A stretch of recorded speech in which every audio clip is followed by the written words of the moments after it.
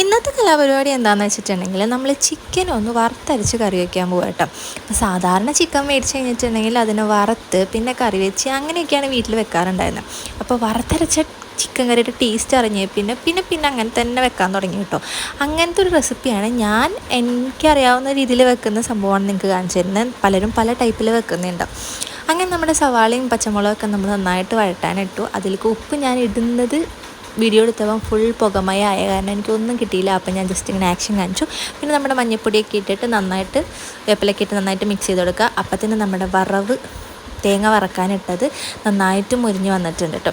പിന്നെ നമ്മുടെ സവാള വാട്ടാനിട്ടതിൽ ഇഞ്ചി വെളുത്തുള്ളി പേസ്റ്റ് അതും കൂടി ഇട്ട് കൊടുത്തിട്ട് നന്നായിട്ട് മിക്സ് ചെയ്യുക. പിന്നെ നമ്മുടെ വറവിൽ അതായത് വറക്കാനിട്ടതിൽ മല്ലിപ്പൊടി, മുളക് പൊടി, മഞ്ഞൾപ്പൊടി പിന്നെ കുറച്ച് പെരിഞ്ചീരകം ഒക്കെ ഇടണം കേട്ടോ. അപ്പോൾ ഞാനത് ഇടുന്ന വീഡിയോ ഞാൻ എടുക്കാൻ മറന്നുപോയി. പിന്നെ നമ്മൾ ഈ വഴട്ടുന്നതിലേക്ക് കുറച്ച് തക്കാളിയും കൂടി ഇട്ട് കൊടുക്കുക. സാധാരണ നമ്മൾ നോർമൽ ചിക്കൻ കറി വെക്കുന്ന പോലെ തന്നെ വറുത്തരച്ച മസാല ഒഴിക്കുന്നത് മാത്രമേ അത്രേ ഉള്ളൂ കേട്ടോ. പിന്നെ നമ്മുടെ ചിക്കൻ കഴുകി വെച്ചതിൻ്റെ അകത്തിട്ട് മിക്സ് ചെയ്ത് കൊടുത്തിട്ട് ഉപ്പ് ഇട്ട് കൊടുക്കുക. ചിക്കനിൽ നമ്മൾ വെള്ളം ഒഴിക്കുന്നില്ല, അറിയാവുന്ന കാര്യമാണല്ലോ.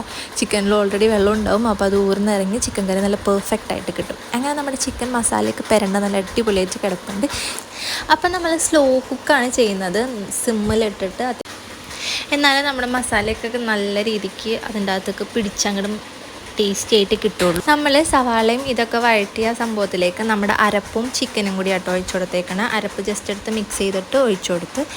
അപ്പോൾ നമ്മുടെ ചിക്കൻ കറി ഏകദേശം എല്ലാം സെറ്റായിട്ടുണ്ട്. നല്ല ടേസ്റ്റി ആയിട്ടുള്ളൊരു സംഭവമാണ്. നമ്മൾ എന്താ പറയുക, നല്ല കഴിച്ച് കഴിഞ്ഞാൽ പിന്നെയും കഴിക്കാൻ തോന്നുന്നൊരു റെസിപ്പി ആട്ടോ. എനിക്ക് ഭയങ്കരമായിട്ട് ഇഷ്ടപ്പെട്ടു. അതുകൊണ്ട് തന്നെയാണ് പിന്നെയും ഇത് ഉണ്ടാക്കുന്നത്.